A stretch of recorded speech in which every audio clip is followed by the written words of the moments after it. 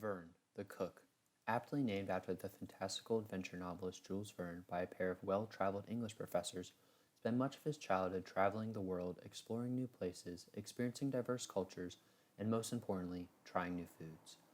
Verne became fascinated with the ability of food and the act of cooking to bring people together. Although each culture had such unique flavors, techniques, practices, and traditions, they all shared the warmth of community as they came together to prepare and enjoy a beautiful meal. Verne was a student of his surroundings, learning the culinary arts from the world around him. He frequently cooked for his overworked parents, who rarely had time to do more than boil water. He was entirely self taught and passed on the opportunity to train professionally at a culinary school to enroll in political science at Cornell University. Cooking had always been a passion of his, but he was highly ambitious and committed to positively affecting the world around him. Cooking was just one way in which he could connect with people, as he was an expert debater and so well read that he could argue nearly any topic. His eyes were set on attending law school, and one day working at the ACLU. However, at that time he was unaware that he would soon meet someone with all of his conviction and a magnetic attraction that made her a natural leader. In his first day of classes at Columbia Law, Verne was introduced to Angela, the revolutionary, a fierce advocate for those forgotten in our legal system. Her parents came of age during the Civil Rights Movement and were shaped by the powerful ideas of the Black Panther Party and the liberal movement striving to achieve racial equality. Named after Angela Davis, their daughter would grow to be as relentless in the pursuit of racial equality as her namesake. Angela was determined to use her career as a lawyer to defend those wrongfully imprisoned and challenge the inequalities of our judicial system. It didn't take long for Verne to become completely infatuated with Angela's commanding passion and strength.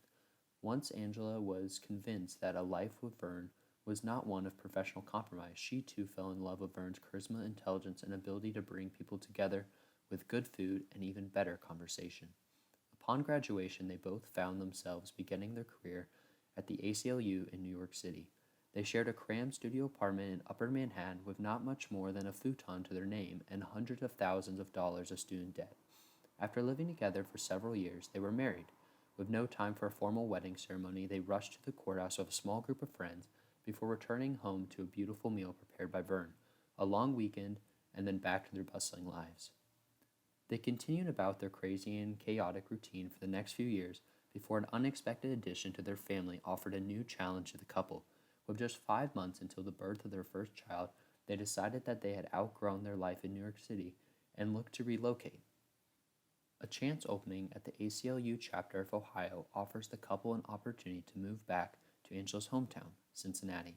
The move proves challenging, but the couple is able to find a much more spacious residence in the inner suburb of Norwood. Angela takes advantage of the move and her maternity leave to plan for her future in her found-again home. Following the birth of her son, she decides to leave the ACLU to start her own private practice, focusing on providing legal service to those exploited by the judicial system. Within the first year in Cincinnati, they become dissatisfied with their suburban home, and after the opening of Angela's office in Over the Rhine, decide to look for somewhere suitable for their new family closer to the city. The following years came and went very quickly for the couple, but left them with a second child, an expanding law firm, and a growing need for more space. Due to the success of the firm, Verne recently left his job at the ACLU to help Angela manage their growing client list. However, this decision to leave his job may have also been due to a personal longing for something he had lost touch with in recent years. Due to the stress associated with the move, his new job, and a young family, he rarely had time to cook as he once did. Now that they are in a more secure position, he decides to pursue his dream of opening a sustainable catering company. However, he is extremely limited due to their small kitchen. They have loved living in OTR the last few years and have looked for an historic home with the space and unique program that they need, but have had little luck.